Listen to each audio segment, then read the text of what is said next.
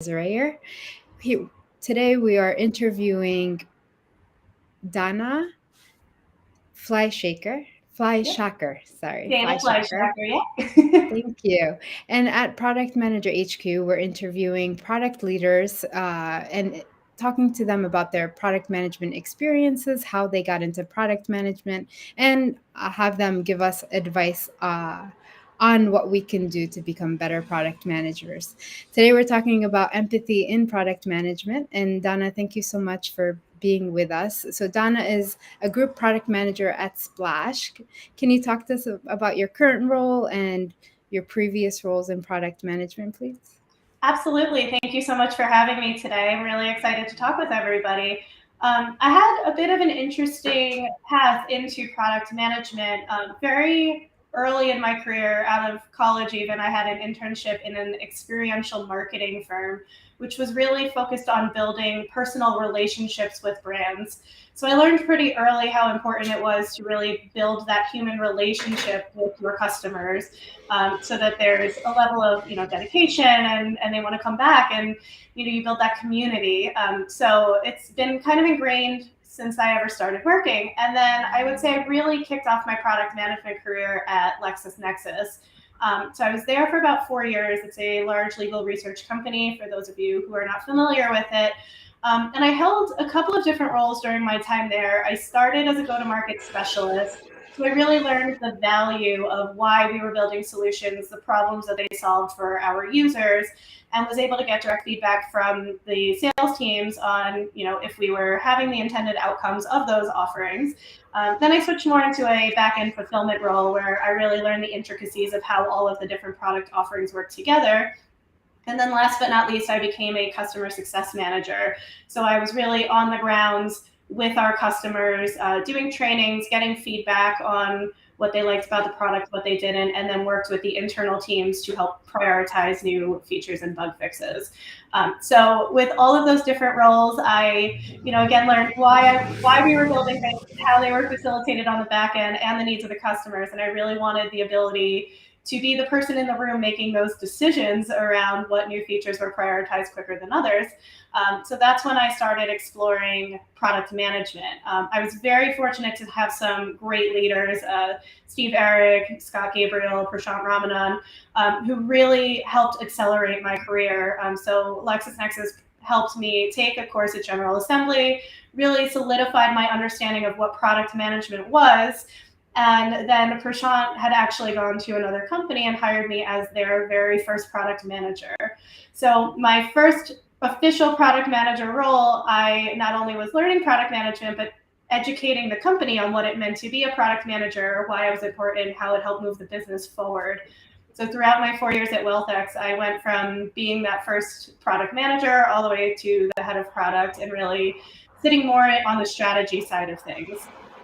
So currently now I am at Splash, or splashapp.com, as a group product manager overseeing the platform team. So it essentially are API integrations, any way that data comes and leaves our platform. So empathy is incredibly important in this role specifically, because a lot of things happen behind the scenes, or magically, but when they don't happen effectively, what do the customers do? How do they know the problems they need to fix, and things like that? So throughout my entire career as a product manager, just that focus on the human experience of what the customers need and solving those most important problems has really been the forefront of my focus. And I'm so excited to be here today to talk about that even more. Yeah, and thank you so much for uh, giving that explanation of the different paths you took. And, customer success is one of the paths that people also transition into product management. So that's a great explanation. And just a quick note for anyone who's in the audience: if you have any questions for Dana, just please feel free to type in the comments section. We'll be able to read it. If you would just want to say hi, make sure you say hi, just so we know that you're watching us live. So you talked to us about how you transitioned into product management. What do you love about being a product manager? Sure. So I would say my very first product manager conference that I went to was Mind the Product in San Francisco. And the very first line that they said to launch that was, we are generalists in the world of specialists. And that really hit home for me. We constantly work with marketing, engineering, sales. All of these roles are very specialized in their domains, and it's the job of a product manager to take the information from everybody of what your customer needs, what the business needs, and bring that together to create the most optimal solutions. So that problem solving aspect of product management is something that I very much enjoy. Also being able to work with every single person in the company to ensure that we're creating not only the right solutions, but the right solutions at the right time. And then the other thing that I always tell all product managers is to be a good PM, you have to be really comfortable with being uncomfortable. It's a job where you're constantly seeking answers to questions. So if you're excited by that, of finding the right opportunities at the right time, of maybe having more creative solutions that don't involve engineering and just help to better communicate something to users or whatever it might be, that problem solving aspect and just being okay with being uncomfortable and always asking questions to make sure you're not making any incorrect assumptions is what I enjoy the most. Oh, nice. I like how you say that we're generalists or product managers are generalists, and being comfortable with the uncomfortable is also very, very important. And how do you stay up to date with product management information? Absolutely. I'm a bunch of a couple of different communities. I know we were speaking before this event, especially being a woman in the technology space. There's a wonderful community for women who are product leaders. So I do that. I constantly look at Medium articles. We have a channel internally at our company where we'll pass around interesting articles or videos. Any podcasts you can get your hand on. Just things are constantly changing, especially in the world right now. Everything is changing rapidly. So staying on top of the most important trends is always important. And I'd say whatever methods work for you of how you retain information the best, definitely lean into those because there are a lot of resources out there that you can ingest in different manners. Yeah, thank you. Thank you. And what does it mean to be empathetic now that we're talking about the topic, empathy in product management? What does that mean? Absolutely. I'm going to read something super quickly. I'm also taking an emerging leaders course at the moment. And we focused our very first session on the difference between empathy and sympathy. So, sympathy involves an understanding of a situation from your own perspective, but empathy involves putting yourself in the other person's shoes and understanding why they might have these feelings. I think as product managers, sometimes we can get lost in just building the right solution and we get really excited about something. It seems really creative, but is it really solving the problem that your customers are trying to address? And are customers willing to pay for that solution once it's developed? So really being able to ask yourself why 5 times and get to the heart of what you are trying to solve and making sure that that actually does fit the need of the customer is the most important thing that you can ever do. And then the business side also has its own needs. So even if you have to make those unpopular decisions that your customers might not like, there are ways to ease that user experience in terms of how that is communicated before the release, of the user experience that you build around that release when they do start to interact with that new feature. So even if you have to make those unpopular decisions, there is a way to bring empathy to that solution. And I think always thinking of how will my user interact with this? What problems could they potentially run into, and how can I help mitigate those up front? And then also identifying edge cases. So there will always be these edge cases where there might be a potential issue, but it only impacts 1 or 2 customers, so you choose not to handle those. Just documenting the edge cases as well so that you're making those thoughtful decisions, I always find to be very helpful. Thank you. And do you have any specific examples from your experiences where empathy was involved? Sure. I'd say very early on in my career, while I was at WealthX, WealthX is a market research company primarily on ultra high net worth individuals, so very niche. With the subscription of the database that we had, users could also recommend or request dossiers be built for individuals that they were trying to target. So with each contract, you had a certain number of dossiers that you could request. but that limit was not enforced in the product. So we had to implement a solution that would stop people from putting requests through as soon as they hit their limit.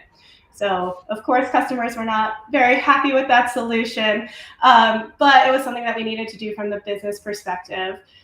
So what we did with that was we had a whole product marketing initiative where we very proactively communicated to the users that the change was coming.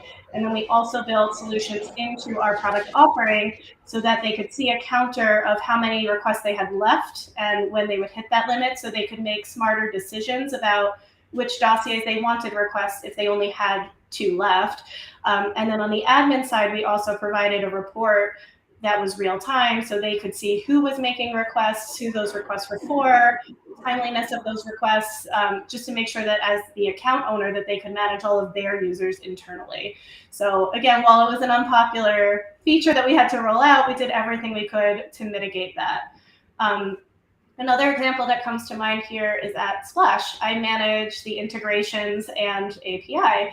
So when you go, we are an event marketing platform, and users can create an event page, a registration form. It's really an end-to-end experience to bring that event to life, either in real life, in person, virtually, or a hybrid event.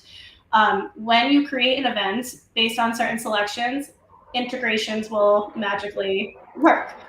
Data will start flowing in a certain way, they'll flow to certain systems, but that experience is not always very apparent to the user that is creating the events themselves. So something we're working on right now is changing the event create flow itself to help bring visibility to those decisions. So if somebody picks a certain event type, we can say, based on this decision, you will now have a Salesforce integration, and they really have that information up front.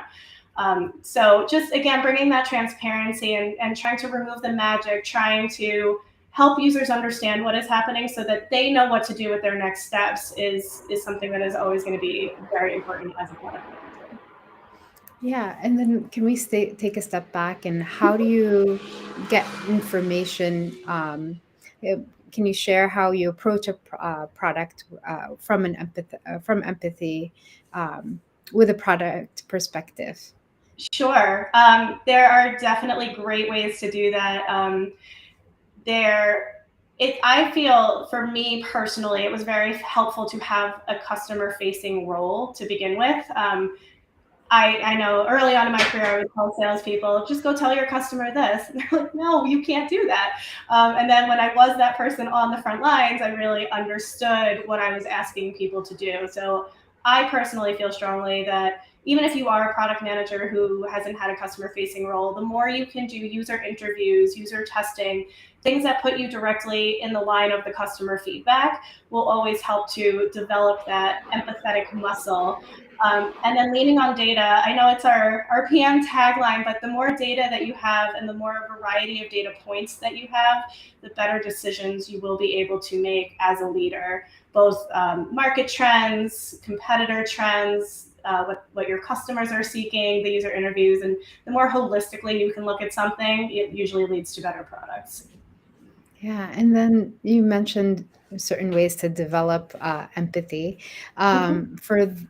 For example, it being uh, facing the customers, but if for those who don't have roles like that, how can empathy be developed, and how? Absolutely. I, again, do feel strongly about facing customers, but when you cannot do that, it is always a possibility. You can always rely on data. So look at how your users are currently interacting with your product.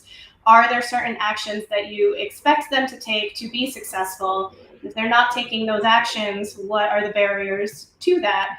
Are there features that your customers are not familiar with, but would help with the problems that they're escalating to their customer success managers or the sales team, and building in experiences around that? Um, Business goals. What are you trying to accomplish for the company, and how can you build the best experience based on where your company is trying to go, both short and long term?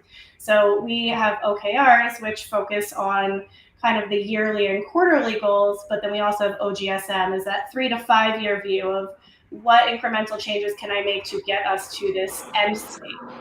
So really taking a holistic view at what the customers need, what the business needs, and then market trends. I know we're all living in this world of COVID and a potential recession, especially working in the event management space.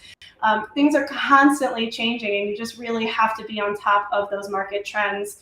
I actually watched an interview this morning from Mind the Product, and he talked about building in experiences that people will be, sometimes I should step back for a second. PagerDuty is a good example where it's a system that engineers use that will wake you up in the middle of the night if something goes tragically wrong and you have to address that right away. So right at the heart of it, nobody likes being woken up at 3 a.m. to log on to work and fix something. So what PagerDuty was they created the barber duty. So they recorded these almost these like quartet type notifications that were more pleasant and funny. So it was a better user experience to get that user up at night. So just kind of holistically thinking about, again, even if you have to build that experience, how can you ease that for your customer? I always find that to be helpful. Yeah, thank you. Thank you for sharing that. Yeah. Yeah. Yes. And we talked about being empathetic, and is there such thing as being too empathetic? How can you stop? How do you know, like, how much to be effectively empathetic? Sure. I would say there's no such thing as too much empathy, but the solutions that you bring need to be empathetic towards the right audience. So if you're always only listening to your customer, you've one customer who needs this one feature and it's going to take a quarter to build, maybe that's not the right thing for your entire user base, or it's not the direction that your company is trying to head in. So I think being empathetic is important, but balancing that the empathy for your customers, for your business, for the technology, and looking at the holistic experience is going to lead to the best product solutions at the end of the day. Nobody likes to say no all the time, but sometimes there are millions of feature requests. There are millions of things that customers are trying to do, and they all try to use your product in different ways. So I think it's important to empathize and understand why they are asking for those specific features, and then explaining to them maybe why you won't be addressing that specific need. So I hear that you're trying to do this, but the product is really tailored in this manner. Making another suggestion of, well, we can't build a feature. Have you tried to use this workaround? I always like to use the no, however. So don't ever just say no, but try to work with that user. I've noticed that people sometimes just want to be heard, and they just want to know that you're taking their opinions into consideration, whether or not you're building that solution around what they're asking for. If they really understand why and they build that relationship with your company, then they're more willing to work with you moving forward, both as paying customers, but also when it comes to needing user testing or user interviews. It's really easy to go back to those users and say, I know we talked about this a year ago. I'm building this solution over here. Would you help us make sure we're moving in the right direction? Really building that community of users is always going to help provide a more empathetic solution. Yeah, and the no, however, is a really great tip. So thank you for that. And Absolutely. I want to ask the audience if you have any questions for Donna, just please feel free to write in the comment section. But any other advice that you would want to give to those entering product management or those who are struggling with empathy? Sure. I would say always ask questions and always be critical. It's really important, and this is something I struggled with early on in my career, was just accepting assumptions as fact. Really, the ability to be incredibly critical and dive deep into that MVP. Is this really needed? Is this solving the problem that I'm really trying to solve? Are we driving adoption? Are we trying to expand a certain customer base? Really bringing that as far back as you possibly can to make sure that that is the right solution at the right time is always helpful. I would say talk to other people as well. I think early on in my career, I was, one of 2 product managers. Luckily now I'm on a team with 5 other colleagues. And the more that you challenge each other and have that healthy debate, having that diversity of opinion and of background is always helpful, because there's many different people who use your product, and making sure that you're thinking of everything from every angle of how will each user role be impacted by this? What if they're logging in on a certain desktop versus mobile? Are there going to be regional issues? Anything like that. Just the more you can question the solution that you're building, to make sure, again, that you're identifying those things that might be pitfalls, even if you decide not to solution around them in that MVP, just knowing we have like a risk registry type thing. So documenting where there might be issues, where the next iterations might be. And then finally, knowing the intended outcome of the solutions that you're bringing to market. So if you're trying to increase adoption, what is that percentage that you want to see? What are the actions that the user is going to take in order to get that adoption rate up? And then measuring that to make sure that that is or is not happening, so you can dig into the why, is always helpful as well. I think sometimes people have an MVP and then they might want to, build the next 3 iterations, and that's just the motion that they're taking. But is that really needed? Did you solve the problem 90% of the way with that first iteration? And is that enough to move on to the next problem? So just really being critical about everything at every moment is going to make you a stronger product manager. Yeah, wonderful advice. That's really wonderful, putting it all in a nutshell and really asking why. We do have some questions from the audience members. One is, what are the top 5 skills a product manager should have? 5 is a lot. I can name some. Empathy, obviously, is one of them. I would say the willingness to, again, constantly question, relying on data, making sure you're seeking the right answers to the right questions, and staying inquisitive. Not only what are you doing within your specific company, but what does the competitive landscape look like? What are the market trends? Especially, again, right now with us living in this world of COVID and potential recession, those long-term goals may change. So just constantly being critical of what is needed for your customers and business. And then just always seeking additional learnings. I feel very strongly in general about mentorship and education, and I focus a lot of my career on bringing product leaders up in the world. So how can I learn from them? How can they learn from me? And just constantly questioning everything is always very helpful.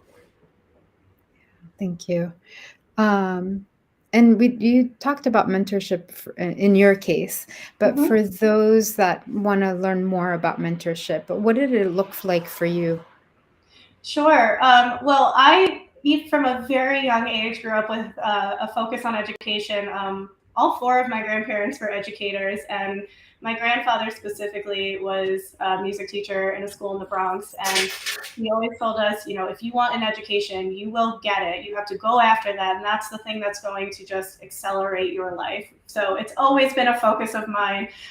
So in college, I was in a business fraternity where I learned how to network, how to write a resume. I had peers that were on the staff that worked with us directly. So having that direct access to our teachers and our professors on a different level as every other person had was helpful for me. So I learned how to mentor pretty early on.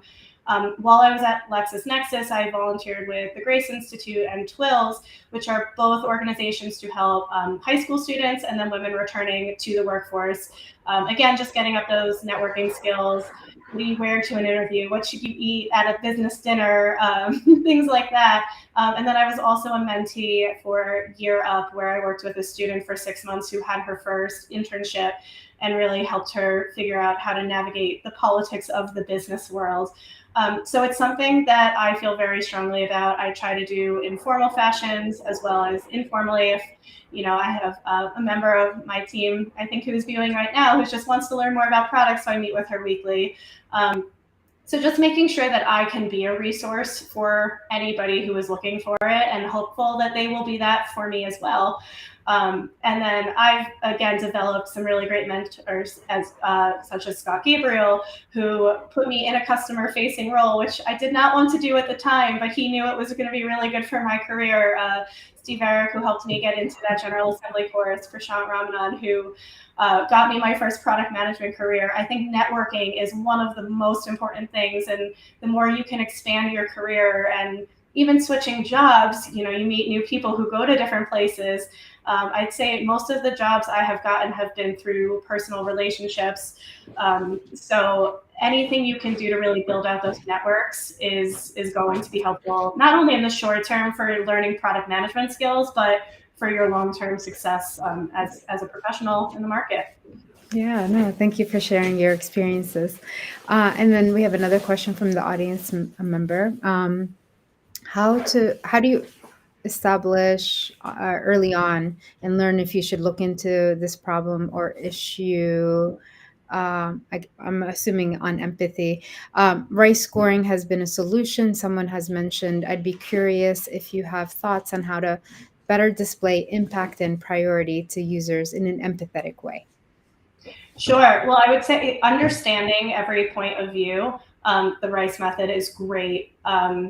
Looking at, if it's a feature request, so where is the company trying to go? So for example, right now we have a request to schedule emails. Is that along the lines of our OKRs? If it's not, how can we better offer a solution to users? So really being critical of what is the ask. Is the ask supportive of the long-term goals of your company? Especially looking at it from the financial side of things, how do you expect to grow your customer base? Is it new logos? Is it expansion into existing users? Is adoption really the key thing that you're trying to address right now, in which case it's just getting more users on the platform? So being able to take a step back with every single solution, something I learned in General Assembly was ask why 5 times. It's that 2-year-old who constantly is asking you why. You kind of have to do that as a PM as well, and just really ensure that you are getting back to the heart of the problem. Instead of that feature request, what are they trying to solution? I remember an example that was given to me early on was the pen that needed to write in outer space. So astronauts were going to space, they needed to take notes. Pens rely on gravity, so how were they going to write? So $1 million was invested to figure out a pen that didn't rely on gravity. They could have taken a pencil. That would have saved a lot of time and money. So are you solving the feature request that your customer is asking, or are you solving the problem in the most effective way? Yeah, I love that example. Thank you for sharing that. Absolutely. Um, Yeah, I think that's the time that we have. So I appreciate you coming on and thank you for your time and all the wonderful advice. I think somebody asked if there's a transcript that will be available after this session. The recording will be available so you can view this after. Great. Well, thank you so much for having me. And if anybody out there wants to connect on LinkedIn and get any further advice, I'm very willing to help. And I think you should have my contact information within the event page itself. Yeah, in the description, there's we can reach you. And thank you for your time then again. And thank you for those who are watching us live or watching us later. Thank you so much. Have a Thank great day. you.